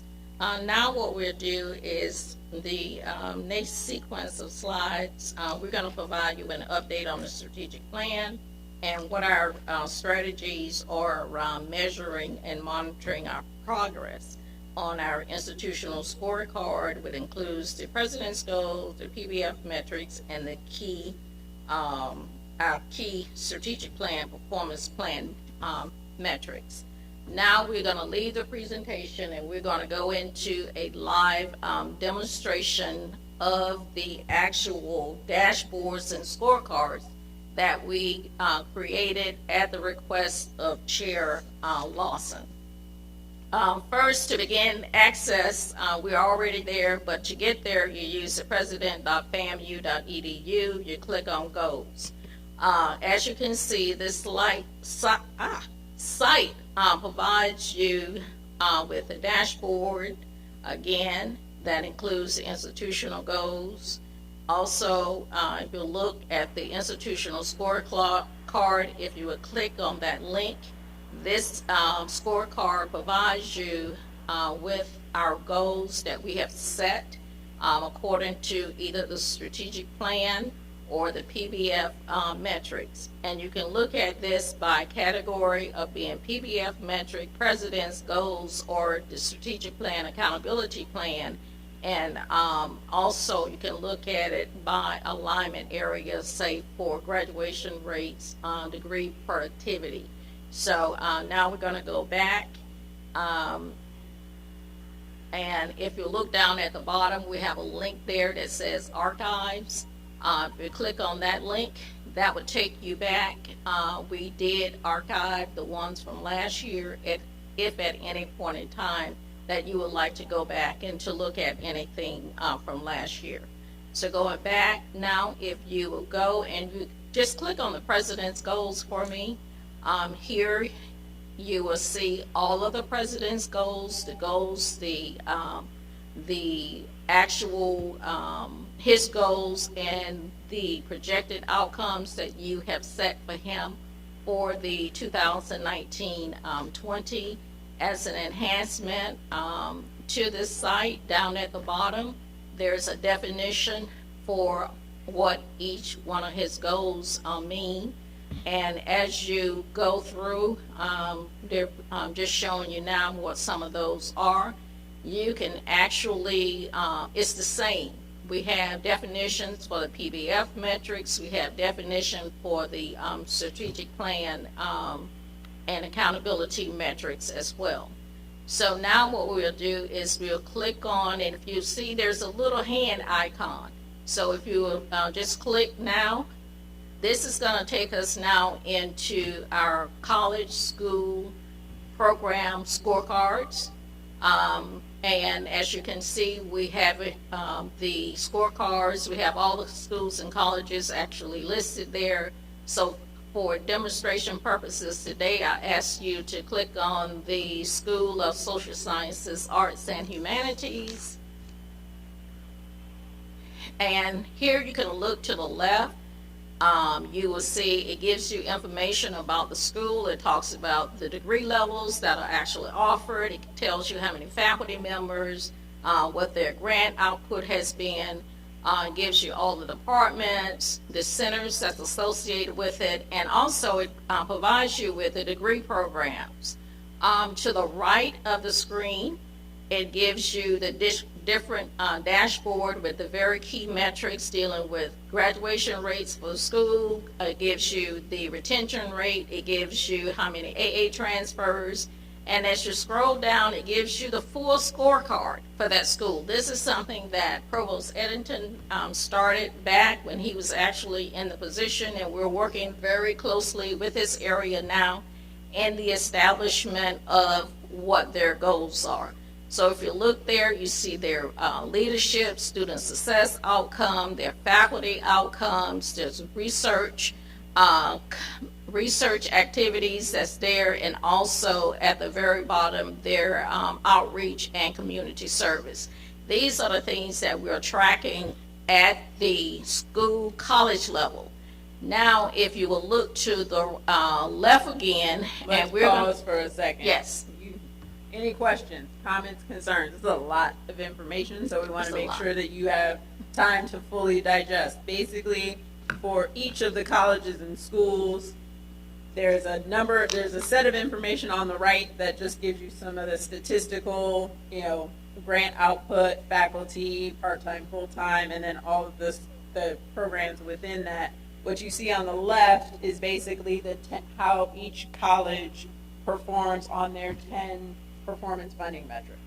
So if you look at this compared to, if you want to say, the slides we were just looking at, you can see how each of the colleges performs in relationship to both where the university is and where we plan to go. So And the idea behind this was to try and create greater visibility at lower levels so that this particular, you chose arts and sciences, they would know obviously the number of cohorts in their program, what their historical rates, graduation rates were, what their new target needed to be tied to what the university's target needs to be. And based on our discussion in Tampa, some of these targets will have to be adjusted up. Because if they don't hit theirs, provost president can't hit theirs. It obviously it ladders up. So my simple idea was visibility at a lower level in the organization so that that person knew what their contribution needed to be successful. And then when the president and the provost sat around and reviewed these, they could look at this and say, this program would need to over-deliver because this one is under-delivering in order to make the overall target. So that was the idea behind this. And I think it's a lot of data, so it's just one of those things where, take a little time to get accustomed to it. I think probably the biggest user right now is probably the provost and a few deans, but it was really designed to bring about that added visibility. Trustee Cavazza. Thank you, Madam Chair. This is not working.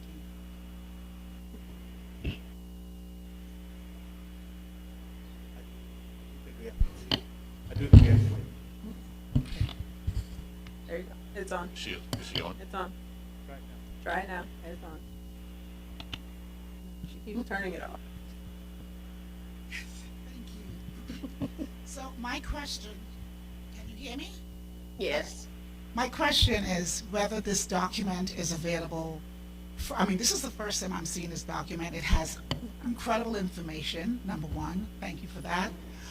As Chair Lawson indicated, he was trying to create more visibility, and that's great, but this is the first time I'm seeing this document. And my other question is whether or not faculty is privy to this document, so that I agree, they should see how the particular schools, what percentage rate of graduation, how are they being successful, what they may need to do to whether improve their curriculum or improve their teaching or whatever to make it, better for the students. But without us seeing this information, and I really don't know how much more to comment on it because I'm now seeing all of this for the first time. So is this available for? First of all, let's take a step back. We have been working on this for several years at this point, at least. This has been an iterative process. We actually received in our documentation at the retreat the information of how to get on this. This is a website.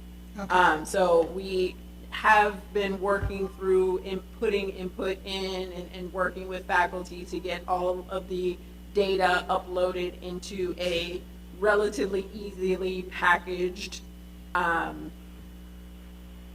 what you're seeing here, Right. making it more interactive, not making it paper, making it a little bit more visible. So this is part of we've been having these conversations for, I don't know, probably at least 2 years now. Okay. So I just wanted to caveat with that since you happen to be Right. relatively new. And then President Robinson? Yes, thank you, Madam Chair. The staff will walk you through how to get onto it if you just spend a few moments with them after the committee meeting is over. That's great, All right. thank you. But I she just brings, wish, she brings up a great point. Yeah. And Could I- that point is around visibility, Mm-hmm. because I know you put a lot of work into this, but again, Dr. Eddington, we want to work to get it widely publicized so that, to your point, you and your colleagues in Orlando or Crestview or wherever they are can go in and look and see how these programs are performing and how you are performing, versus other norms as well. right, because I don't know whether they actually have that information, and I appreciate me getting with staff, but if I knew this beforehand, I would have done that. Right. And being a new member to the board, if it was my package and I was directed to look at it, that would also help me. I feel not comfortable with the information that I have not received, and it's great information, and I think it's going to be a benefit to us in the institution. But I need to know as well so I can partake in the discussion and the information that's being shared here today. That's Thank part you. of why we're here. Thank We're just trying to, it's a work in progress, I will say. It's been And it's a lot of data, and there's some sensitive data in here that Beverly continues to remind me of, but the goal is we want to publish as much as we can to create visibility. yeah. Yes, and we will get with you and make sure that you get a packet that gives you, and I will have someone to walk you through so you can see how to gain access. Thank you so very much. Don't worry. Most of us haven't sort of been through, which is why I asked her to specifically do the interactive, because we've sort of known that it exists, but haven't necessarily taken the steps to actually go in and see what's on there. So that's why we're sort of trying to talk through it today and get some feedback. Okay. Any additional questions? The only thing that I was going to say, Madam Chair, is that honestly, if we really can have this continue to evolve, it can be used for multiple stakeholders. Because I think about it even from the recruitment perspective, that if we started doing the multi-year planning and we knew what our targets and goals were for enrollment and recruitment staff at Student Affairs with VP Hudson in his area, they'd know what the target was. It would be aligned across the board. Or if we wanted students to kind of see this is what's happening with the area that you're focusing in on. This has been, there's so many different ways that if we evolve it, it can be used. So kudos to where we are, but I think getting it out there in front of all the other stakeholder groups and thinking about it more, not just for us and for the goals of the president, but also the other stakeholders that would benefit from having this information. Okay. agree, and I think that this is an important step in not only visibility, but accountability, right? We can only be accountable for the information that we have, so if faculty doesn't have the information, it would be hard for them to be accountable for it. So I think that's part of why, we want to have, are creating a tool where it's all sort of in the same place. I would say that there's probably some additional work, and I know that not all the data is even in yet, so we've got some steps to go until all of the data is in here and we have all baseline data, but Beverly and her team have been working really hard to get us to this place. Okay. Just to give you an idea at the program level, what one of the actual scorecards, what it looked like. So if you would click on, yes, the Bachelor of Arts in English, that gives you the, information for like 2016, 2017, 2018, 19. So it tells you exactly, how that program is progressing in graduation rates, retention rates, how many new FTIC students that they're bringing in, the number of AA transfers at the program level. Mind you that there were 112 programs which we had to pull this information on. And we can close that out. And so another thing down at the bottom, what Dean Matthews in her quest and for her college and school, she said, hey, I want to be able to look for an entire year. Let me see exactly how all of my programs are doing. So for her, when she had her dean, her faculty retreat back in August, we put this together for her so that she could share with them and so they could see holistically how the entire school was actually doing it.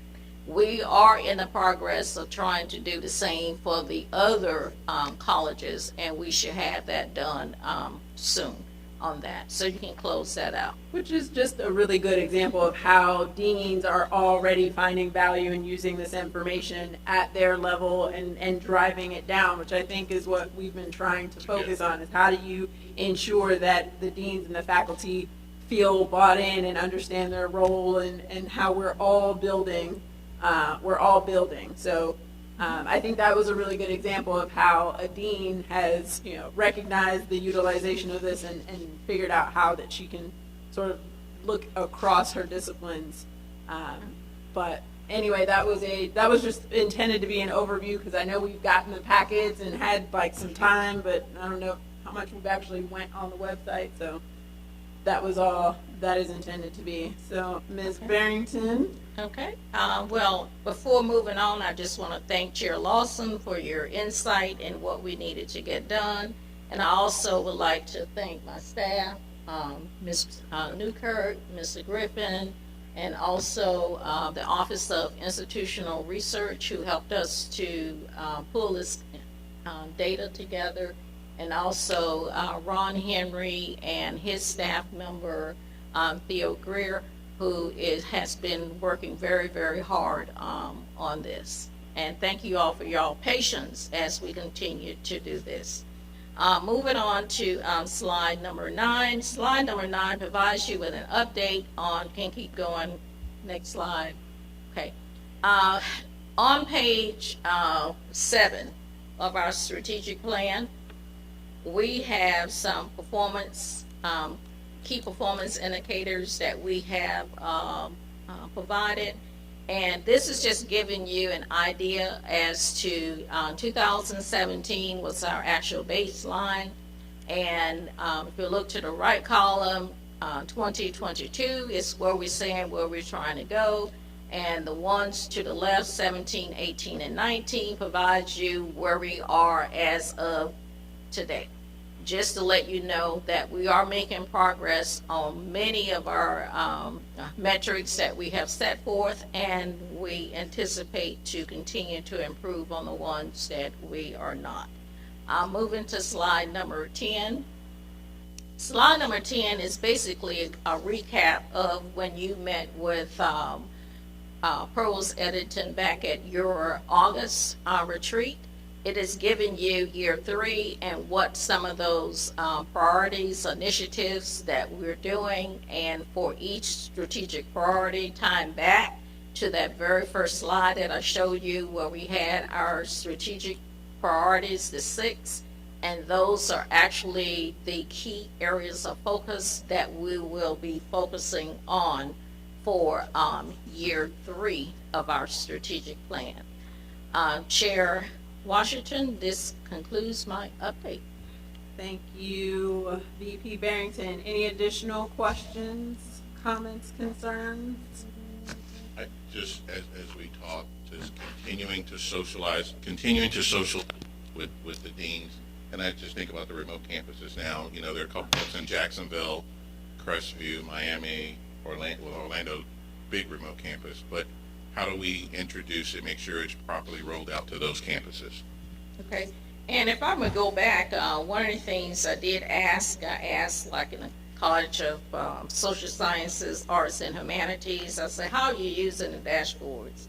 And they indicated that they found the dashboards and scorecards have been, very helpful. They shared it with their faculty, the staff, and the students, and helps them to see where each group can assist in actually moving the needle forward and moving the needle in a positive direction. Another area, the School of Architecture, they said that they look at it holistically. They get a chance to see where the programs, they don't have a data person now, they can go, they can look at it, and then they can see where do I need to put the areas of responsibility.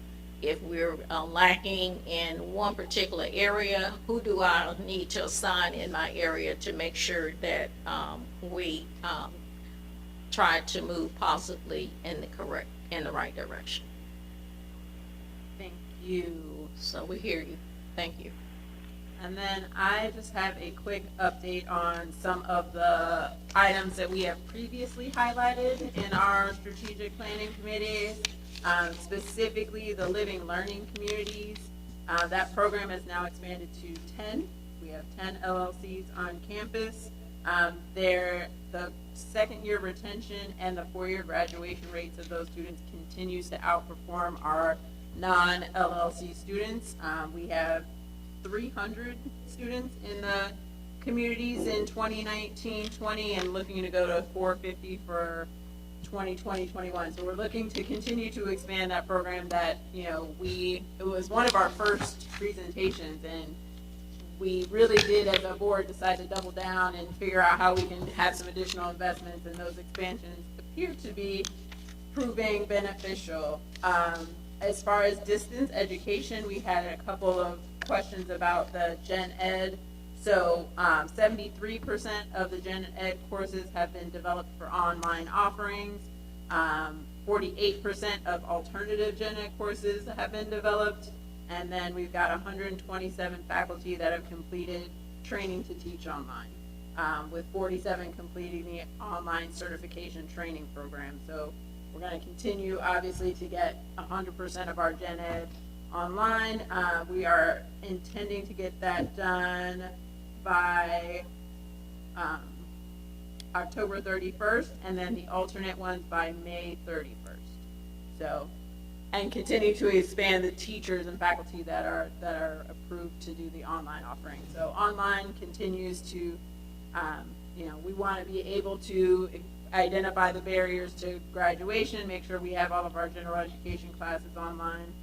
Those were a few of the updates. We're going to try to infuse, as we do the initiatives, the updates on the back end when we have pertinent ones, just to make sure that we're following up and have a culture of, we present something to you, we kind of want to make sure we're making sure it's still working. So we'll do that sort of periodically. Yeah, but I think, though, Madam Chairperson, I think the thing that comes to mind to me is, I think we now have a lot of really rich data, but we have developed this data to create visibility, but the intent of the visibility is to drive better performance within each of the metrics. So we felt, hey, first you got to provide people an understanding of where they are, and then quickly show them where we want them to go. So the ultimate intent of all of this is better performance. across the enterprise. So as we don't want to get too deep in data so that we don't lose that kind of overarching objective of where we're going. And I think, yeah, it's hard.